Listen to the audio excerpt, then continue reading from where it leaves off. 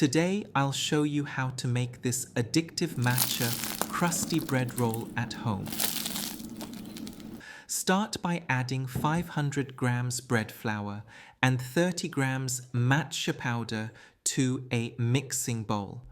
Add 7 grams instant yeast and 6 grams salt. Then pour in 350 grams milk.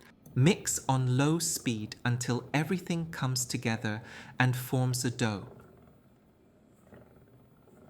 Increase the speed and continue mixing until the dough looks smooth.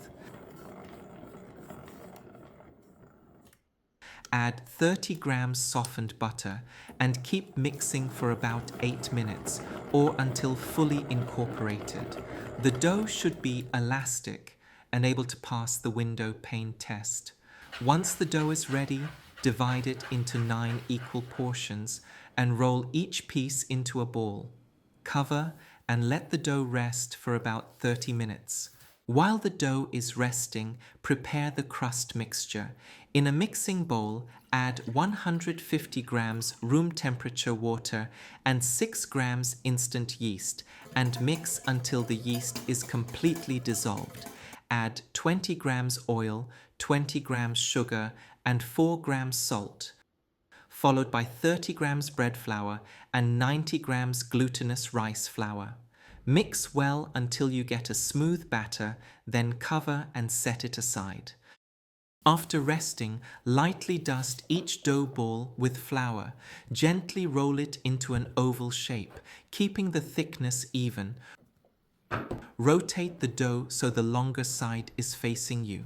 Starting from one end, gently roll the dough up into a log and pinch the seam lightly to seal. Repeat with the remaining dough balls and place each one seam side down into a liner. Cover the dough and let it proof until doubled in size. By the time the dough has finished proofing, the crust mixture should be ready. As you can see, the mixture is foamy, which means the yeast is active. Use a hand whisk to gently stir it back into a smooth batter. Then transfer it to a piping bag. Pipe the batter evenly over the proofed bread dough. Bake in a preheated oven at 180 degrees Celsius for 25 to 30 minutes or until fully baked. Remove from the oven and let it cool. Look at those beautiful cracks.